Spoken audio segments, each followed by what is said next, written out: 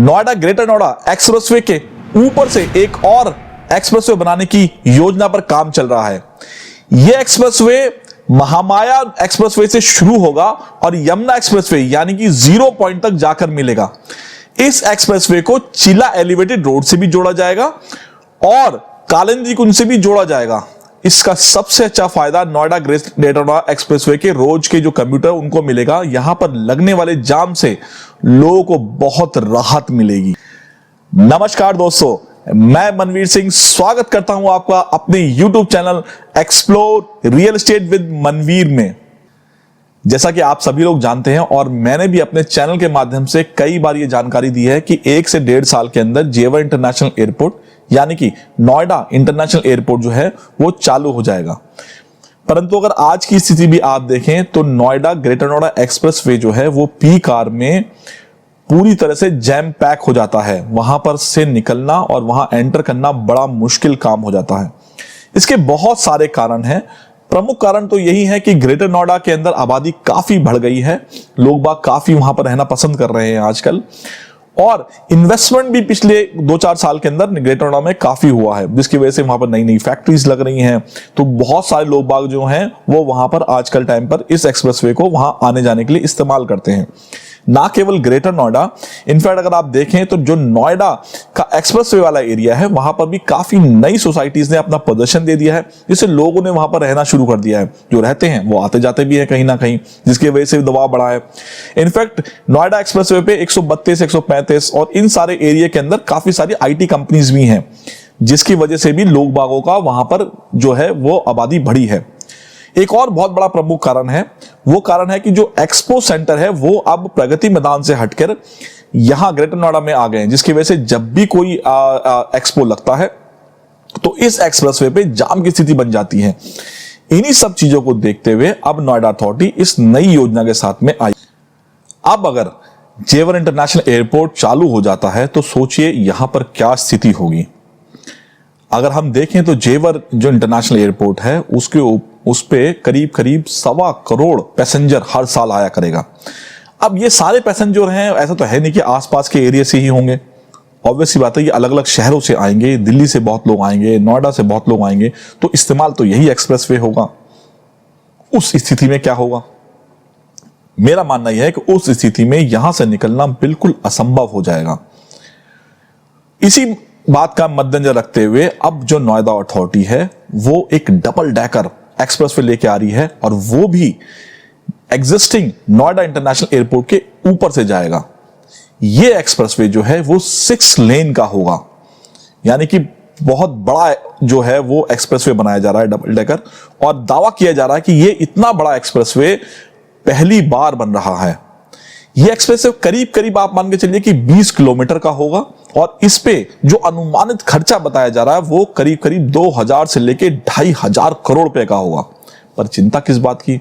अपनी अथॉरिटी तो रईस है, पैसे की कोई कमी नहीं है। नोएडा अथॉरिटी के वरिष्ठ प्रबंधक का कहना है कि इस योजना के ऊपर मंथन शुरू हो चुका है और बहुत जल्द ही इस योजना को बोर्ड के सामने रखा जाएगा। पहले वरिष्ठ जो अधिकारी उनके सामने रखेंगे और उनके थ्रू ये बोर्ड के सामने आएगा। एक बार मंजूरी मिल जाती है तो इस पे काम जो है वो बहुत जल्दी शुरू हो जाएगा। ये बहुत अच्छी योजना है। ऐसा देख के लगता है कि इससे देख के लगता है कि अथॉरिटी जो है वो पहले से ही सारी चीजों की कैलकुलेशन कर लेती है और योजनाओं पे काम करना शुरू कर देती है। इस एक्सप्रेसवे को कालिंदी कुंज और जो चिला एलिवेटेड रोड आ रही है उससे जोड़ा जाएगा। इससे काफी सारे शहरों को फायदा मिलेगा, क्योंकि ये जो एक्सप्रेसवे है जब ये यमुना एक्सप्रेसवे से जुड़ जाएगा तो जो लोग बाग दिल्ली में रहते हैं या जो गाजियाबाद में रहते हैं, इनफैक्ट ऐसे बहुत सारे लोग बाग जो कि लखनऊ जाते हैं, उन सब लोगों को बड़ा फायदा मिलेगा। तो इस एक एक्सप्रेसवे बनने से बहुत सारे शहरों को फायदा मिलेगा। ना केवल दिल्ली को मिलेगा, नोएडा को मिलेगा, आगरा, लखनऊ और उन तमाम शहरों को मिलेगा जो कि इस एक्सप्रेसवे से आगे बने हुए हैं और कनेक्टेड हैं। वैसे भी देखा जाए तो जो नोएडा ग्रेटर नोएडा एक्सप्रेसवे है वो योजना 2002 में आई थी। 20 साल हो गए हैं आज इस एक्सप्रेसवे को बने हुए और इस एक्सप्रेसवे को इसलिए बनाया गया था क्योंकि जो दादरी छलारा रोड है उस पर दबाव बहुत ज्यादा था। वहां से ग्रेटर नोएडा पहुंचने में बड़ी मुश्किलात आती थी, क्योंकि बीच में गांव के जो एरिया थे उनमें दुकानें, कमर्शियल चीजें बन गई थी, निकलना बड़ा मुश्किल हो जाता था। लेकिन विद टाइम देखा गया कि ये जो जब ये एक्सप्रेसवे बना तो ये मेन रोड बन गया कनेक्टिंग, जो कि नोएडा को या दिल्ली को ग्रेटर नोएडा जोड़ता था। अब इस पे दबाव फिर से बहुत ज्यादा हो गया है, तो इसके दबाव को कम करने के लिए ये एलिवेटेड रोड बनाई जा रही है। ये हर एक के लिए फायदेमंद रहेगी। इसको मैं इसलिए पॉइंट आउट भी कर रहा हूं कि आने वाले टाइम के अंदर जब ये एक्सप्रेसवे बन जाएगा तो जो यमुना सिटी, यानी कि जो सिटी नोएडा इंटरनेशनल एयरपोर्ट के आसपास में येडा बना रही है, वहां पहुंचना बहुत आसान हो जाएगा। काफी लोगों के दिमाग में सवाल रहता है कि आने वाले टाइम के अंदर नोएडा और दिल्ली के लोग बाग जो हैं किस एयरपोर्ट को ज्यादा यूज करेंगे, क्या वो दिल्ली इंटरनेशनल एयरपोर्ट को यूज करेंगे या नोएडा इंटरनेशनल एयरपोर्ट को यूज करेंगे। इसका जवाब बहुत ही सिंपल है। वंस एक बार इस तरह की कनेक्टिविटी या प्लान जो है वो धरातल पे आ जाते हैं, उसके बाद में नोएडा इंटरनेशनल एयरपोर्ट पहुंचना बहुत ही आसान होगा। बिना जाम के, बिना परेशानी के और बिना डिले हुए हम वहां पहुंच सकते हैं। प्लान करके जा सकते हैं कि इतने टाइम पहले हमें निकलना है और इतने बजे हम पहुंच जाएंगे, जो कि दिल्ली इंटरनेशनल एयरपोर्ट के साथ में बिल्कुल असंभव है। आज के टाइम पर हम देख लें या भविष्य के किसी भी टाइम का हम लोग अनुमान लगा के देखें तो दिल्ली को क्रॉस करना या दिल्ली में कम्यूट करना बहुत मुश्किल काम है। तो इस जो एक्सप्रेसवे बन रहा है, इससे सभी को बहुत फायदा मिलेगा और प्रॉपर्टी एरिया जो है यमुना अथॉरिटी के आसपास का, वो बहुत ज्यादा बूम करेगा। लेकिन यहीं पर कहानी खत्म नहीं होती। गौतम बुद्ध नगर के लिए और भी बहुत सारी सौगातें लेके आई है ये दिवाली। ऐसी करीब 9 योजनाओं को योगी जी ने हरी झंडी दे दी है। अब ये योजनाएं जो हैं वो धरातल पे दिखना शुरू हो जाएंगी। गौतम बुद्ध नगर की यही खास बात है कि इसके ऊपर ना केवल मोदी जी का, इवन योगी जी का भी बहुत ज्यादा फोकस है। अब मैं योजनाएं जो हैं वो आपको थोड़ा पढ़ के सुनाता हूं। अगर आप इनको सुनेंगे और इन्हें जानेंगे तो इससे आपको पता चलेगा कि ये जो हमारा खूबसूरत शहर जिसको हम गौतम बुद्ध नगर कहते हैं, ये कितना ज्यादा डेवलप होता जा रहा है और कितना ज्यादा स्मार्ट सिटी की तरफ कन्वर्ट होता जा रहा है। ये 9 योजनाएं जो हैं वो है, एक तो सेक्टर 82 में बस टर्मिनल बन रहा है। नोएडा के अंदर अगर अभी आप देखें तो कोई एज सच बस टर्मिनल नहीं है। हाँ, बसेस का एक छोटा सा हमारे पास डिपो है, वहीं से सभी जगह बस जाती हैं, लेकिन यहां पर एक बहुत बड़ा बस टर्मिनल अब बनने जा रहा है सेक्टर 82 के अंदर। ये पहले से अलॉटेड जमीन है, लेकिन क्योंकि फंड्स वगैरह उसके लिए अलॉकेट नहीं करे जा रहे थे, अब ये वहां पर एलोकेट हो चुके हैं और ये बस टर्मिनल अब दिखना शुरू हो जाएगा। बिल्कुल इंटरनेशनल एयरपोर्ट जैसा आपको इस पर नजारा होगा। और ये 82 सेक्टर जो है ये बहुत ही ज्यादा, अगर देखें, स्ट्रेटेजिक लोकेशन है इसकी, क्योंकि यहां से ना केवल आगरा, लखनऊ और बड़े बड़े शहरों में हम जा सकते हैं, बल्कि यहां से हम लोग जो हैं और जो शहर हैं पश्चिम उत्तर प्रदेश से, उनसे भी कनेक्टिविटी इसको मिलती है। इसके बाद में जो है वो है सेकंड जो योजना है वो है बहलीपुर जो है अंडरपास बनाया जा रहा है। बहलीपुर जो है ये एक एरिया है जो सेक्टर 65 के पास में है। यहां पर एफएनजी रोड जो है उसकी कनेक्टिविटी बनती है। एफएनजी जिसको हम लोग फरीदाबाद, नोएडा और गाजियाबाद एक्सप्रेसवे बोलते हैं। इसका काम जो है वो कुछ कुछ जगह अटका हुआ है। जैसे ही ये जो अंडरपास है बन जाएगा, इससे इस जो एरिया है इसके आसपास की कनेक्टिविटी जो है वो बहुत बढ़िया हो जाएगी। फिर एक चिल्ड्रन पार्क बनाया जा रहा है 33A के अंदर।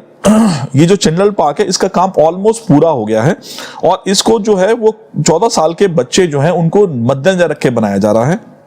करीब 4 से 5 करोड़ की इसके अंदर लागत आ रही है। फोर्थ जो है वो नोएडा सेक्टर 94 के अंदर इंटीग्रेटेड कमांड कंट्रोल सेंटर बनाया जा रहा है।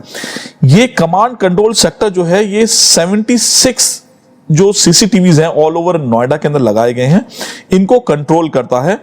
ना केवल ये ट्रैफिक देखता है बल्कि किसी भी तरह का कोई इंसिडेंट अगर नोएडा ग्रेटर नोएडा में होता है उसको भी ये बहुत ज्यादा इस पर नजर रखता है। सिटी हाईटेक हो रही है, सिटी स्मार्ट हो रही है। अगर आप इस सिटी में आते हैं तो इस बात का ख्याल रखिए कि आपके ऊपर वाले की नजर यहां पर हर वक्त बनी रहेगी। जो 5th योजना है वो है 91 सेक्टर के अंदर पानी यानी कि जो है वो सीवर ट्रीटमेंट प्लांट का बहुत बड़ा प्लांट लग रहा है। उस एरिया के सारा जो पानी है वो ड्रेन करके यहाँ पे लाया जाता है और इसको ट्रीट करके विभिन्न तरीकों से यूज किया जाएगा।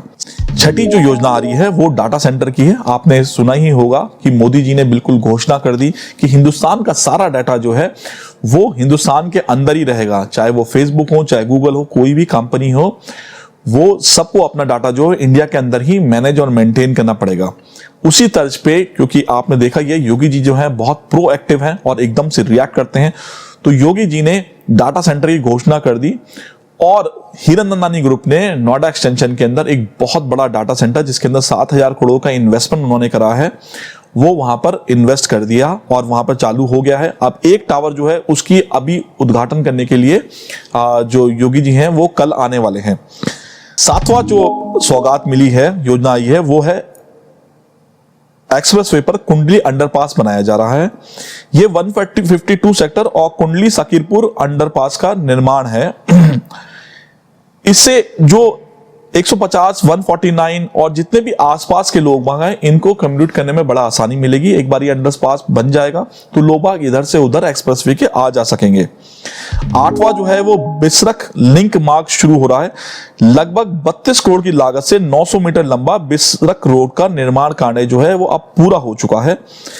ये सड़क जो है वो एफएनजी को ग्रेटर नोएडा से जोड़ती है। बड़ी खूबसूरत रोड बनाई गई है। बिसरख एक गांव है जो कि नोएडा एक्सटेंशन के अंदर है, बड़ा मशहूर गांव है, वो नोएडा एक्सटेंशन के अंदर आता है और जो एफएनजी है वो नोएडा से पास करता हुआ निकलता है। इससे कनेक्टिविटी बन जाती है 78, 79, 78 सेक्टर, यानी कि जो सेंटर नोएडा वाला एरिया है वो 100% कनेक्टेड हो जाता है नोएडा एक्सटेंशन से। यह भी एक बड़ी महत्वपूर्ण योजना है जिसको आप पूरा कर लिया गया है। एक और बहुत बड़ी योजना है जो 9वें नंबर की सौगात है जो योगी जी ने हमें दी है, वो गंगा जल परियोजना है। मुख्यमंत्री ने ग्रेटर नोएडा में गंगा जल योजना शुरू कर दी है। 85 क्यूसेक गंगा जल की परियोजना को जैतपुर स्थित जो मास्टर रिजर्वायर है वहां तक पहुंचाया जा रहा है। गंगा वाटर को उस रिजर्वायर तक लेकर जाएगा और वहां से उस पानी को प्योरीफाइड करके आसपास के एरिया में दिया जाएगा। देखिए यहां पर एक थोड़ी सी कमी भी है नोएडा की। नोएडा का पानी जो है उतना शुद्ध नहीं है, थोड़ा हार्ड वाटर है, यहाँ पे थोड़ा सॉल्टी वाटर है ये, तो इस वजह से वो उतना ज्यादा पीने योग्य नहीं होता। तो हम लोग काफी ज्यादा डिपेंडेंट होते हैं गंगा वाटर के ऊपर। गंगा पानी यहाँ पर लाया जाता है, उसको फिल्टर किया जाता है और सारे जो एरिया है उसमें दिया जाता है। तो अब जो है वो अभी तक हमारे पास गाजियाबाद से ये पानी आ रहा था। गाजियाबाद में गंगा वाटर का एक बहुत बड़ा रिजर्वॉयर है जहां पर वहां से फिल्टर होकर पानी हमारे तक पहुंचता है। पर अब जो है नोएडा के अंदर ही ये बना लिया जाएगा, वहां पर सीधा गंगा वाटर दिया जाएगा और उसको अलग अलग जो सेक्टर्स हैं नोएडा में दिए जाएंगे। तो ये सारी योजनाएं थी जिनको मुझे आपसे डिस्कशन करना था। हमारा ये खूबसूरत शहर जो है इसको नई नई योजनाओं और नई नई सौगातें दी जा रही हैं। इसी वजह से यहाँ पर रहना जो है वो बड़ा आसान है। इसी वजह से विभिन्न एरिया के लोग बाग, विभिन्न स्टेट्स के लोग बाग, मैं ये नहीं कहूंगा सिर्फ यूपी के ही, यहाँ पर उड़ीसा से, बिहार से, पंजाब से, अलग अलग क्षेत्र से लोग बाग यहाँ आकर रहना पसंद करते हैं क्योंकि ये शहर जो है बहुत ही स्मार्ट सिटी की तौर पे है। और मुझे नहीं लगता कि गौतम बुद्ध से ज्यादा खूबसूरत शहर कोई और इस वक्त उत्तर प्रदेश या आसपास के क्षेत्र में है। मैं हरियाणा की भी बात करूंगा, मैं इसमें राजस्थान की भी बात करूंगा। जितना खूबसूरत ये गौतम बुद्ध नगर है, जितना प्लान और स्मार्ट सिटी ये नगर है, इतना और कोई भी नहीं है। इसी नोट के साथ में मैं इस वीडियो को छोड़ता हूं और ये सारी योजनाओं की इंफॉर्मेशन मैं आप तक पहुंचाता हूं और नए नए वीडियो के साथ में, नई नई इंफॉर्मेशन के साथ में मैं आप लोगों के बीच में आता रहूंगा। अगर मेरी ये आपको जो इंफॉर्मेशन है अच्छी लगे तो इस वीडियो को लाइक कर दीजिएगा, मेरे चैनल को सब्सक्राइब कर लीजिएगा क्योंकि सब्सक्राइब करेंगे तो आपको ये सारी इंफॉर्मेशन मिलती रहेंगी। ये पॉजिटिव जो इंफॉर्मेशन है ये बहुत अच्छी हैं रियल एस्टेट मार्केट के लिए, नोएडा और ऑब्वियसली गौतम बुद्ध नगर इंटायर के लिए। ऐसी जो मेरी वीडियोस हैं इनको शेयर भी जरूर कीजिएगा क्योंकि अच्छी इंफॉर्मेशन फैलनी भी चाहिए। आप लोगों का मैं अब बहुत बहुत शुक्रिया अदा करता हूं अपने इस वीडियो में बने रहने का। धन्यवाद।